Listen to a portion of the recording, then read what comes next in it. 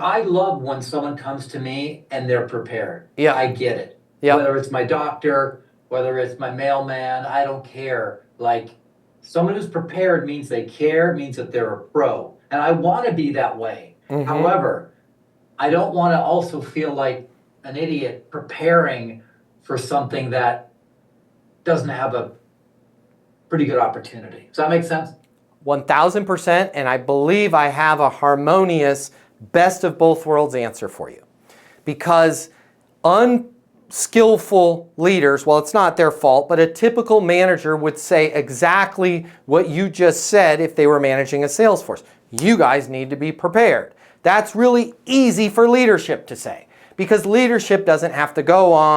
Now I realize we have AI, we have all these tools we didn't have before. Learn about the company, learn about this, find out how many locations they have, right? Because I might do 2 hours worth of homework on a prospect, an organization, or whatever it is, a company, only to find that there's not a fit there in the meeting. It's like, it doesn't take getting slapped, not that they slap you, but wasting that time before then you're just like, I don't want to prepare. The answer is this.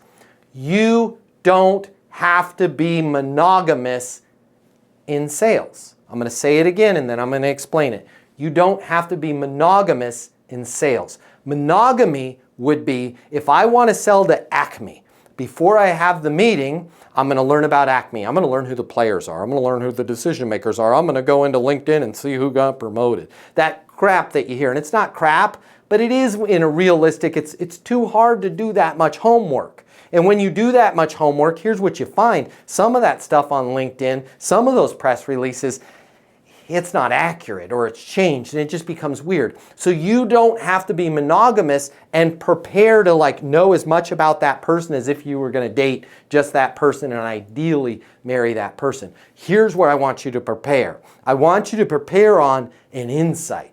I want you to prepare on something that's going on in the industry. That can be global, and that doesn't have to be monogamous. So you could take the weekend and go, everybody's having to deal with this. Here's what nobody's talking about. When you don't have XYZ or ABC, what it does is it causes your people to leave the organization. And it's next to impossible to hire somebody in that particular role for a whatever it is. I'm just making up something. But now you've created an insight that's not a monogamous insight. It's not exclusive to that organization. That's something like Johnny Appleseed that you can go out and go, this is a problem. How are you dealing with it? And go to the next one. This is a problem. How are you dealing with it? And you can articulate that over and over and over again. And then if by 3 meetings you're getting the same kind of pushback on that insight, then you can just go back and retool your research on your insight.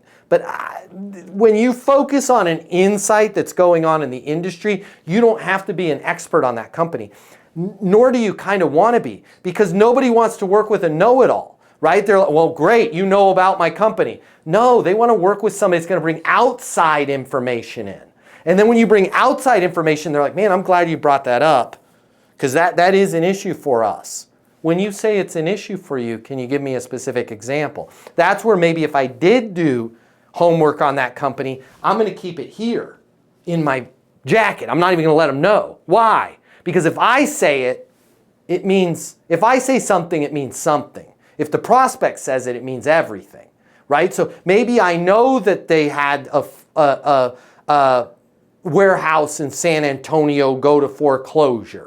Right? I don't bring that up. I bring up that, hey, this has happened and that has been an issue. When you say it's been an issue, can you give me a specific example? Yeah, San Antonio, we had one of our larger warehouses go to foreclosure. Gosh, walk me through what happened in that situation. Now it's because I'm an expert on the outside, they'll fill in the blanks on the inside, and then it's a good, skillful conversation. You're putting the frame around it with the insight, and then they're filling in the details on their company. And if they're like, it's not a fit, when you didn't do your homework on the company, but you did your homework on the insight, and they say, oh yeah, that doesn't apply to us, you can say, totally get it. I just wanted to make sure you were aware of it. I will be here when you, and then you give the outcome of that when hiring people is an issue. So the insight, the prep work and the prep effort, it's not so much a a prospect specific, it's more industry Problem. insight. Yes, a problem. It's the problem that their industry, this technology, etc. Correct. And it's not a sales pitch for your product, right? It's the insight is not, we're great at this and we're R246 and we've got, that's not it. The problem is out there in the field, adjusters aren't being able to report. They're having to go to home office. Here's what nobody's talking about. It's next to impossible to hire an adjuster, right? And so what that means is when adjusters are out there in the field and they're not able to upload the blah, blah, blah, or they're not able to use LiDAR to scan the thing, the measurement's off. How are you guys dealing with that? That's an issue. When you say it's an issue, can you give me a specific example? Yeah, we had a huge project, had to order all new cabinetry, right? Because the measurements were off by 1 millimeter because somebody measured by hand. Now you're going, now you can lead into your LiDAR scanning versus just calling them and going, hey, I noticed your company, I noticed you guys are growing, I've got LiDAR scanning that can help you with blah, blah, blah, blah. Bring up the problem.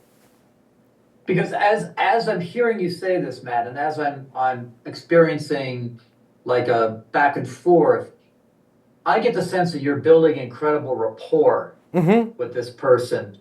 And I think there's a great possibility that they're going to consider you a bit over the person that just calls and talks about products or just like, unskilled. The person that gets the job is usually the person that understands the problem the best and the client's current situations and where they want to go the best, not the person with the best product, right? Because if you understand the problem the best, I know we don't, there's not something lost in miscommunication. Here's where we screw ourselves up all the time in sales. We're afraid to talk about issues because we feel stupid. We're like, well, of course they would know about that.